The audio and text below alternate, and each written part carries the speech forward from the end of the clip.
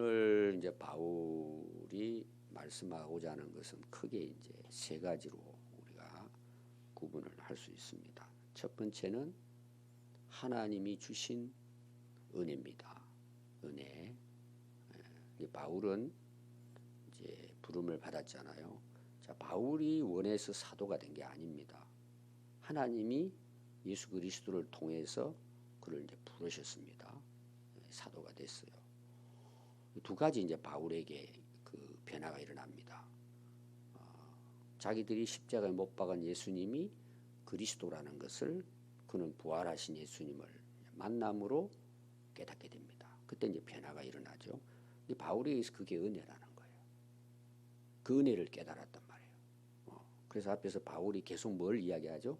십자가의 도. 이걸 이야기하는 거예요. 두 번째가 뭘까요? 오늘 나오는 여러분 내용을 보면은 터라는 게 나와요. 터. 이제 교회의 터라고 볼 수 있겠죠. 왜냐하면 이 지금 말씀의 대상이 고린도 교회란 말이에요. 성도들. 교회의 기초가 뭐냐? 교회의 터가 뭐냐? 교회의 터가 누구라 그러죠? 예수 그리스도라는 거예요. 세 번째가 뭘 같아요? 공적이에요. 공적. 내가 쌓아 올린 어떤 일. 우리가 이제 신앙생활을 하잖아요. 아마 신앙생활을 하는 전체로 또 볼 수가 있어요. 우리가 신앙생활을 이제 예수 믿고 하늘나라 갈 때까지 우리의 이제 전체, 우리 삶이라고 볼 수 있습니다. 그럼 우리는 누굴 위해 살아야죠? 예수님을 위해 살잖아요. 하나님을 위해서. 왜? 이제 내 것이 아니잖아요. 값을 주고 이미 우리가 하나님의 피조물, 소유이지만 우리가 그렇게 생각하지 않고 살았잖아요. 그런 우리를 예수님이 핏값으로 우리를 사고 그 그리스도의 핏값으로 교회가 세워졌단 말이에요. 그럼 이제 우리가 그 예수님을 믿고 난 이후부터의 모든 삶이 사실은 그리스도를 위한 거죠. 하나님을 위한 거죠. 그게 창조의 목적이라고 제가 이야기했잖아요. 거기에 대해서 하나님께서는 예수님은 우리의 쌓은 공적에 따라서 복을 주신다는 거예요. 그게 하늘의 상이에요. 세 가지입니다. 그래서 여러분들이 고린도 전서에 대한 이제 내용을 이제 우리가 앞에 나오는 로마서하고 이렇게 비교를 해보면 사람들이 고린도 전서 그러면은 되게 뭘 알고 있죠? 고린도 전서 하면 뭐가 생각이 나요? 거의 두 가지 이야기합니다. 12장에 보면 은사의 문제가 나오고 13장에 보면 더 나은 은사에서 사랑장이 나와요. 거의 대부분 사랑장 대한대요. 좀 더 관심 있는 사람은 15장이 부활장이에요. 고린도전서를 그 정도 아는 사람만 해도 그래도 성경을 좀 아는 사람들이에요. 근데 거의 대부분 고린도전서 13장. 그 중에서도 뭘까요? 믿음, 소망, 사랑. 제일은 사랑이다. 뭐 이 정도죠. 여러분 실제로 고린도전서를 통해서 바울이 고린도 교회에 하고자 하는 말씀이 뭘 것 같아요? 사실은 한 가지예요. 십자가의 복음이에요. 그럼 오늘 우리 교회가 어때야 되느냐? 오늘 이 세 가지를 놓고 바울이 말씀한 걸 한번 보겠습니다. 자, 10절 한번 볼까요? 내게 주신 하나님의 은혜를 따라. 여러분 이게 굉장히 중요한 바울의 고백이에요. 오늘 우리로 말하면 내가 사는 게 내가 오늘 살고 있잖아요. 오늘 하루도 살고 있잖아요. 호흡하고 오늘 새벽에도 우리가 일어났잖아요. 그리고 또 우리에게 각자 주어진 뭐 직업도 있고 예를 들면 직업도 있고 또 하나님께서 우리에게 맡겨준 은사가 있잖아요. 달란트가 있잖아요. 우리 앞에서도 그 내용이 이제 바울이 그 이야기를 했습니다. 각자 주어진 것에 대한 이제 이야기를 했죠.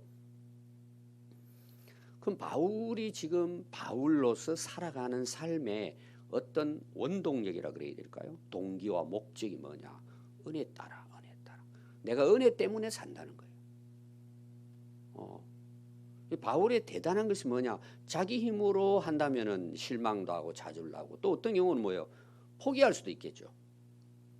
바울은 부름받음부터 시작해가지고 사도로 부름받아 지금 우리가 사도행전 앞에서 쭉 우리가 그 지도 따라서 4차까지 로마 감옥까지 봤잖아요. 전부 다. 바울이 한 게 없어요. 사실은.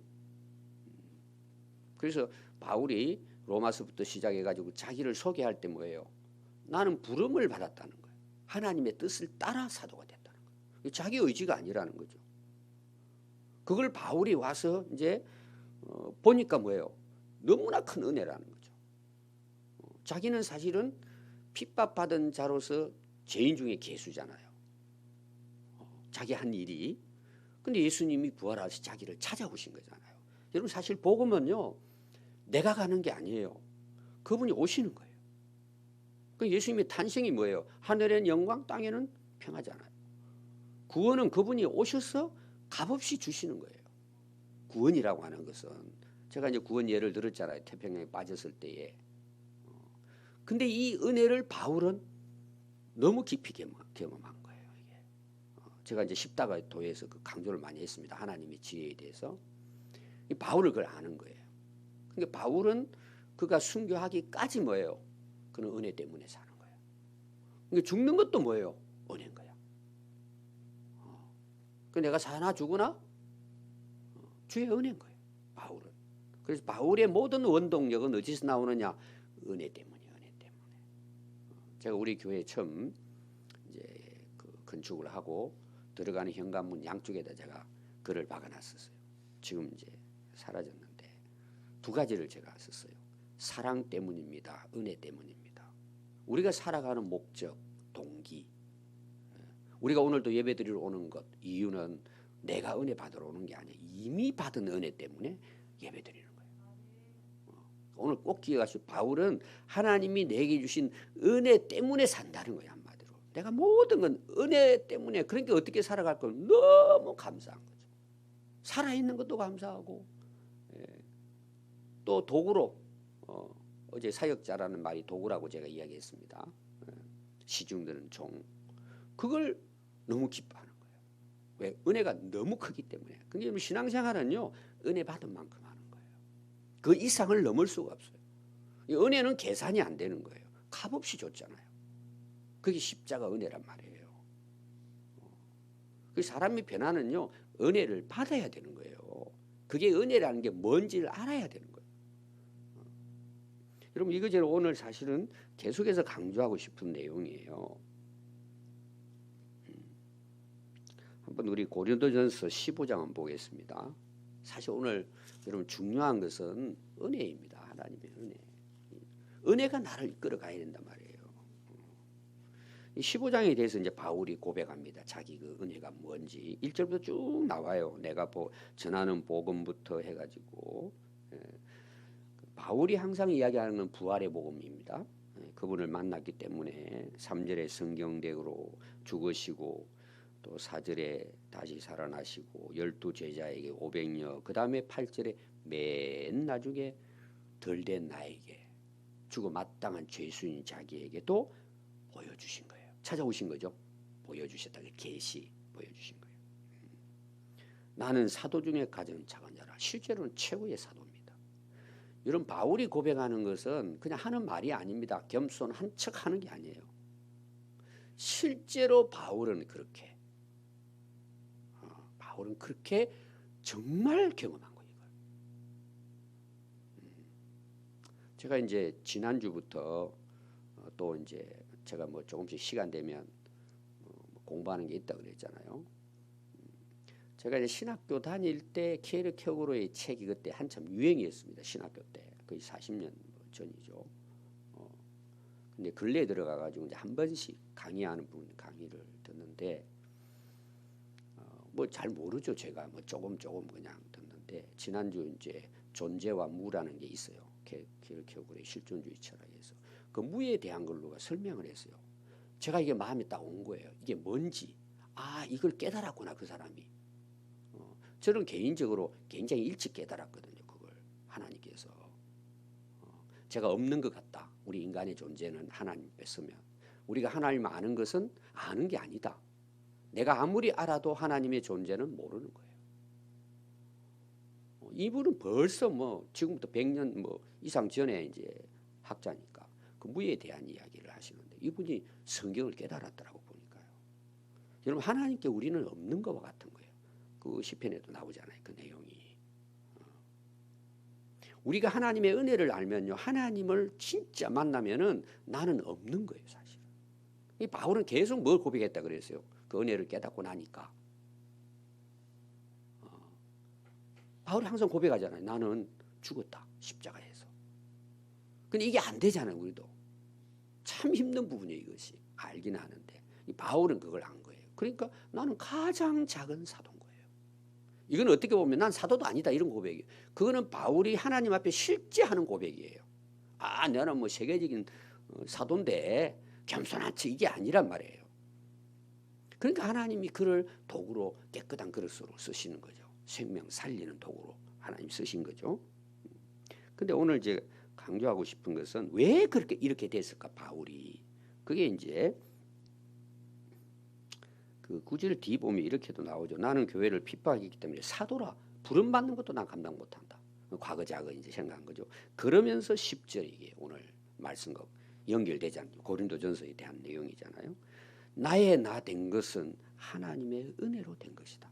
내가 된 게 아니라는 거죠. 바울은 대단한 인물입니다, 여러분. 사실은 내게 주신 그의 은혜가 앞에 오늘 나온 말씀이에요. 헛되지 아니하여 내가 모든 사도보다 더 많이 수고했대요. 자, 수고한 목적은 뭘까요? 은혜 때문이라는 거예요. 더 수고했다는 거예요. 목숨 걸고 했다는 거예요. 내가 한 거예요. 오직 나와 함께 하신 하나님의 은혜 때문이에요. 은혜가 그렇게 했다는 거예요. 그러므로 나나 그들이나 이같이 전파하며 너희도 이같이 믿었다. 자, 지금 이게 계속해서 뭐라고요? 고린도 교회에 대한 이야기잖아요. 그럼 여러분 한번 이제 1장부터 한번 봅시다. 정말 그들이 이 하나님의 은혜를 알았다면 어떻게 됐을 것 같아요? 네 파가 나누어 싸웠을까요? 그래서 어린애인 거예요. 육신에 속한 자인 거예요. 은혜를 모르는 자라는 거예요. 그래서 제가 십자가의 은혜, 구원의 은혜라는 것은 한 번으로 감동받고 끝나는 게 아니고 영원하고 항상 새롭단 말이에요. 어제 100이라는 걸 내가 경험해서 오늘 1000이라는 걸 경험하고 만이라는 걸 경험하고 그 깊이 경험하면 경험할 수 뭐예요? 이 바울의 고백이 되는 거예요. 사실. 엄청난 거예요. 사실은 이거는. 근데 왜 안 될까요? 은혜를 구하지도 않고 내가 살아있는 거예요. 내가 전부야. 이 바울이 이런 분이에요. 사실. 대단한 분이죠. 그래서 자기는 지혜로운 건축자래요. 왜 지혜로운 건축자라고 했을까? 여러분들이 이제 마태복음 7장 마지막 부분에 보면 지혜로운 건축자, 미르나 어리석은 건축자 나오잖아요. 왜 그 지혜롭고 어리석다고 나오죠? 기초 문제예요. 바위 위에다가 반석 위에다가 집을 짓느냐, 모래 위에다 집을 짓느냐. 그럼 반석이라는 게 오늘 바울은 말하는 건 누굴 이야기할까요? 이 터는 예수 그리스도다. 이런 내용이에요. 그러니까 바울이 뭐예요? 가장 지혜로운 사도라는 거죠. 왜 집을 잘 세우니까 기초를 잘 닦았으니까. 그래서 다른 이가 그 위에 세우나 그러나 각각 어떻게 그 위에 세울까를 조심해라. 이건 이제 이어가지고 아볼로부터 시작해가지고 이어서 이제 후임자들이 오잖아요. 바울은 개척을 해서 하는데, 근데 바울은 그 교회를 어디 터 위에 세웠느냐? 예수님의 터 위에 세운 거예요. 오늘 말은 복음이죠. 예수 그리스도. 근데 그게 이제 은혜와 지혜가 나와요. 여러분 은혜를 받으면요 깨달아져요. 어떻게 살아야 되는지. 이제 바울은 선교사이면서도 목회자잖아요. 교회를 세워가지고 어느 정도 이제 세워지면 또 옮기고 이렇게 이제 했단 말이에요. 여러분 은혜를 받은 사람들은요 삶을 보면 알아요. 지혜인 거예요. 지혜라는 것은 뭘까요? 변하지 않아요. 이거는 하나님의 지혜를 이야기하는. 앞에 나왔죠. 세상의 지혜하고 하나님의 지혜의 차이. 그 지혜가 뭐예요? 좀 쉽게 표현하면은 예수님을 바로 알고 예수님을 전하고 예수님 위에 교회를 세우는. 그러니까 모든 자기 인생의 기초는 예수님인 거예요. 터가 되는 거예요. 터가. 왜 그럴까요? 나중에 여러분 홍수가 나고 창수가 나고 이게 뭔 이야기예요? 마지막 심판 때란 말이에요. 지혜로운 사람은 홍수가 나고 지진이 나도 기초를 튼튼하게 세워놓으니까 뭐예요? 걱정할 게 없는 거예요. 넘어지지 않는 거예요. 근데 대충 그냥 모래 위에 세운단 말이에요. 예수님은 그걸 뭐라 그랬어요? 내 말을 듣지 않고 너 마음대로 사는 네가 생각하는 대로 네 원하는 대로 신앙생활 하는 게 그게 모래 위란 말이야. 내 쉬운 대로. 이제 적당하게. 제가 철학자는 아닌데 이제 은혜가 돼가지고 킬케고르에 대한 그 설명하는데 이걸 이야기했어요. 내가 행하지 않는 것은 진리가 아니라고 이야기했어요. 이게 무슨 말이냐 하면 아니 내가 하나님 말씀을 믿으면 그게 지혜란 말이에요. 깨닫는 거잖아요. 그럼 살게 돼 있어요. 근데 알고는 있는데 내가 안 지켜.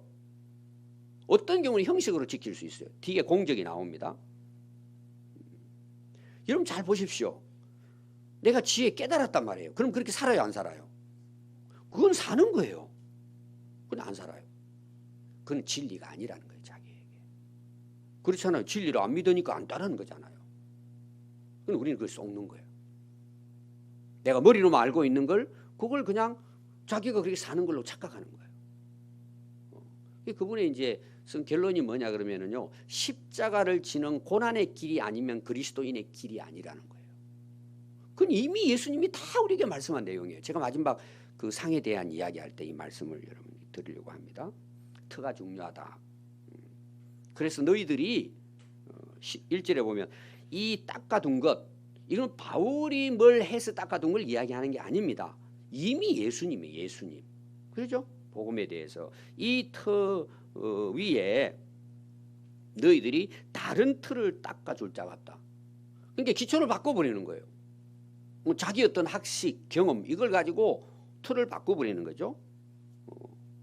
절대 다른 틀을 두면 안 되는 거예요. 그 틀가 뭐라고요? 곧 예수 그리스도 말입니다. 교회뿐만 아니라 우리의 신앙의 터도 그렇고 내가 살아가는 삶도 우리 가정도 모든 사업도 모든 우리의 기초와 터는 뭐예요? 예수 그리스도가 되어야 되는 거예요. 여러분 터가 안 되면 어떻게 돼요? 다 안 되는 거예요. 여러분 다 무너지는 거예요. 나중에.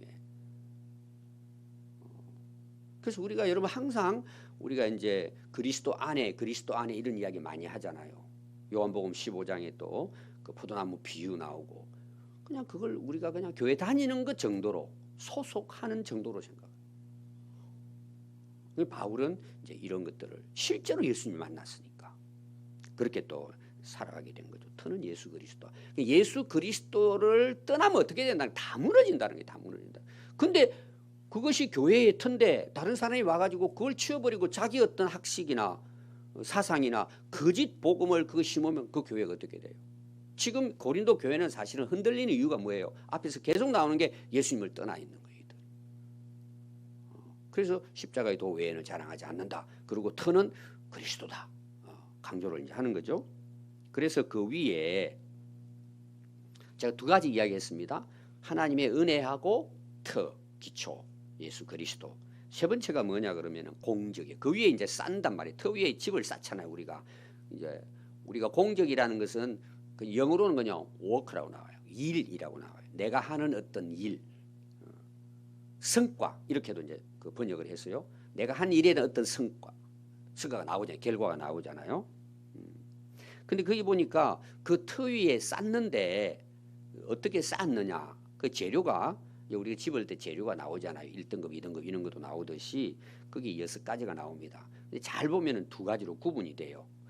영속적인 것, 사라지지 않는 것. 그 다음에 세 번째는 일시적인 것. 이거는 이제 변화되고 사라지는 거예요. 그래서 12절에 보면 만일 누구든지 금이나 은이나 보석이나 그랬어요. 자, 이거는 여러분 이 금, 은, 보석이 왜 비싸요? 변질되지 않는 거예요. 땅에 있든지 시궁창에 있든지 끄집어내면 그대로죠. 근데 뒤에 한번 보십시오. 나무나 풀이나 짚으로 그 터 위에 세우면, 자, 나무, 짚, 풀 같은 걸 갖다 예를 들어서 우리 시궁창에 집어넣읍시다. 며칠 가면은요 다 썩어 없어져 버립니다. 우리가 예수님 위에 살아가자는 우리 신앙생활이잖아요. 이제 어떻게 보면 고린도 교회 성도들이 교회가 개척이 돼서 하는데 그들의 신앙의 삶이고 또 거기에서 여러 가지 자기들이 뭐 교회 안에서 예배도 드리고 봉사도 하고 섬기고 뭐 많은 일들을 할 거잖아요. 주님을 위해 희생도 하고 봉사도 한단 말이에요. 그걸 이제 이렇게 본 거예요. 근데 여기서 바울이 강조하는 것은 그것보다 앞선 게 하나 있어요. 이게 더 중요한 거예요. 지금 그 뒤에 보면 그 자기 뒤에 누가 와서 이 위에 쌓을 거라고 이야기하잖아요. 바울이 복음을 전해 교회가 세워졌어요. 그럼 교회가 세워져 가는데 다른 이제 사역자가 오잖아요. 그러니까 틀을 바꾸면 안 된다. 그리고 그 터 위에 세우라는 거예요. 그럼 이제 뒤에 이어서 나오는 그 사역자가 아볼로잖아요. 성경 박사잖아요. 그러니까 영속적인 것, 없어지지 않는 것, 영원한 진리를 전하라는 거예요. 변화되지 않는 것. 그럼 이제 오늘 우리 이제 교회를 보겠습니다. 제가 이제 말씀을 전하잖아요. 교회를 이제 목회하는 목회자의 나름대로 꿈이나 뭐 좋은 뜻으로 소망이 있어요. 교회가 부흥됐으면 좋겠다. 다 바라는 거죠. 그럼 어떻게 해야 부흥될 것이냐? 이게 이제 문제거든요. 다 쉽지 않습니다. 지금 우리 한국 교회가 굉장히 어려운 지금 코로나 이후로 이 자꾸 무슨 생각을 하느냐 하면은 어떻게 하면 교회를 부흥시킬까 이런 생각하다 보니까 뭐예요? 방법이 나오겠죠. 여러 가지 방법을 사용하겠죠. 뜻은 좋은 거예요. 교회가 부흥됐으면 좋겠다. 이런저런 이제 방식을 이제 가져오는 거죠. 근데 문제가 뭐냐 그러면 제가 늘 여러분들이 이야기하죠. 여러분 성경 말씀은 목사가 변질시키가 내가 원하는 대로 전할 수 있어요, 없어요? 있을 수가 없는 일이에요. 복음은 터는 변함이 없어요. 근데 사람이 원하고 뭐 이런 상황은 바뀌니까 어떻게 하면 거기 맞춰 가지고 이 복음의 터 기초가 되는 예수님을 어떻게 하면 이들이 바로 알고 믿고 깨달아 구원받아서 하나님을 살아갈 것인가, 이건 이제 고민해야 될 부분이에요. 방법에 문제 있어서 이 필요해요. 근데 항상 사람 편에서 전하는 거예요. 사람 편에서. 그런 사람들 성도들은 잘 몰라요. 그걸 좋으니까 우선. 그리고 우리가 이제 교회 다니면 한 교회만 이제 거의 주로 이제 등록해놓고 뭐 평생 다닌다 볼 수 있잖아요. 그게 전부인 줄 알고 그게 진짜인 줄 아는 거예요. 그게 빠져 있으니까. 그러니까 바울은 지금 이야기는 여기 공적에 대한 것은 그 후임자들 와서 교회를 목회하는 데 있어서 절대 너희들은 우선 단맛 일시적이고 한계가 있는 그 어떤 세상적인 걸로 그냥 달콤하게 하지 말라는 내용이에요. 그게 여기 풀, 집 이런 나무를 이야기하는 거예요. 굉장하죠. 크게 보이고 막 대단한 거. 근데 보석 같은 건 작잖아요. 잘 안 보이잖아요. 사람들이 관심이 없는 거예요. 이게 영원한지 한시적인지 이걸 잘 모른단 말이에요. 여러분 이거 정말 여러분들이 깊이 생각해야 될 부분이에요. 이 부분은. 그래서 그 공적이 나타난대요. 각 사람의 공적이 자기가 신앙생활 한 거에 대한 것, 또 어떻게 보면은 목회한 거에 대해서, 사실은 여기 목회자에 대한 부분이 더 중요한 부분이에요. 우리가 교회 생활하면서 뭐 어떻게 헌신했냐, 이 부분은 그냥 따라오는 부분이에요. 그날의 공적이 밝혀져요. 그날은 주님이 오실 재림 때예요. 마지막 심판 때입니다. 여러분 심판 그러니까 막 꼭 안 좋은 것만 생각할 게 아니라 심판은 뭐냐 그러면 드러나는 거예요. 그동안에 내가 살아온 거에 대해서 하나님 앞에는요 하나도 숨김없이 그대로 다 드러나는 거예요. 바리새인들이 외식이 있잖아요. 우리도 외식할 수 있단 말이에요. 그대로 드러나요. 그럼 여러분 지혜를 보겠습니다. 지혜라고 했을 때 우리가 영원한 삶을 살아야 돼요. 우선 그냥 일시적으로 좋은 삶을 살아야 돼요. 지금 우리가 하나님 앞에 예배드리고 하나님께 헌신하고 봉사하는 것도 하늘나라 갔을 때 이게 중요해요. 지금이 중요해요. 다 중요하지만 그때 가면 밝혀진단 말이에요. 이게 지혜로운 게 뭐예요? 그때 가서 밝혀지는 걸 아는 거예요. 그러니까 그 터가 기초가 정확해야죠. 항상 점검하고 믿음에 바로 서 있는지. 그때는 어떻게 나타나는지 아시죠? 불로 나타나요. 이 불 속에 집어넣는다는 내용이에요. 불 속에. 이거는 뭐 심판 이런 차원이 아니고 이게 진짜냐 가짜냐. 불 속에 집어넣어 보니까 뭐예요? 나무 풀, 짚은 하나도 보이지 않고 은금 보석은 빛나더라는 거죠. 여러분 우리가 살아가는 신앙생활, 우리의 주님을 위해서 우리가 살아가는 삶이 여러분 그때 가서 타지 말아야 되잖아요. 그래서 14절에 보면 누구든지 그 위에 세운 공적이 그대로 있으면, 이게 이제 뭐예요? 은금 보석이에요. 그대로 있을 때 뭐예요? 그 진짜라는 거죠. 진짜 중심으로 주님의 은혜로 주님을 위해서 오직 뭐예요? 먹든지 마시든지 무슨 다 그분을 이름으로 한 것은 뭐예요? 상을 받는다는 거예요. 제가 오늘 세 가지 상만 이야기하려고 그래요. 예수님이 제자들에게 이야기할 때 팔복을 이야기하면서 뒤에 가가지고는 너 내 이름 때문에 내 때문에 너희들 고난받고 핍박받고 막 요구도 먹고 할 거야. 너희들 걱정하지 마. 왜? 기뻐해야 돼. 즐거워해. 누가복음에서는 춤추라고 나와요. 왜 그랬을까요? 하늘에서 너희의 상이 컴이라. 아멘. 또 바울은 빌립보서 3장에서 뭐라 그래요? 부름의 상을 위해 자기는 달려간대요. 이 땅이 상이 아니고 그러시잖아요. 위에서 부르신 부름의 상을 위해 달려. 굉장히 지혜로운 자죠. 근데 마지막 15절을 보니까 누구든지 그 공적이 불타버리면 해를 받는다. 이 해라는 말이 뭐냐? 벌 받는다는 차원이 아니고 손해본다. 결국은 뭐예요? 그렇게 내가 주를 위해 열심히 살았던 것 같는데 예수님이 나 너 뭐 했냐? 보니까 아무것도 남은 게 없다는 내용이에요. 실패작 이런 뜻이에요. 인생이 실패작, 손해 이런 내용입니다. 자기는 굉장하게 뭐 사도가 되고 목사가 되고 한 것 갔는데 가보니까 그냥 너는 부끄러운 구원을 받는 거야. 너 한 거 아무것도 없어. 이렇게 한다. 참 얼마나 참 헛되겠습니까? 그러나 자신은 구원받되 불 가운데 받는 것이죠. 구원하고 차원이 이게 다른 겁니다. 이러면 항상 두 가지를 생각해야 돼요. 구원과 상은 다른 거예요. 아시겠죠? 구원은 값없이 받은 거잖아요. 받은 은혜대로 살아간 우리의 삶에 대해서는 공적에 대해서는 뭐예요? 하나님 앞에 가면은 상을 받는다는 거. 우리 상 받는 인생 될 수 있기 바랍니다. 기도하겠습니다.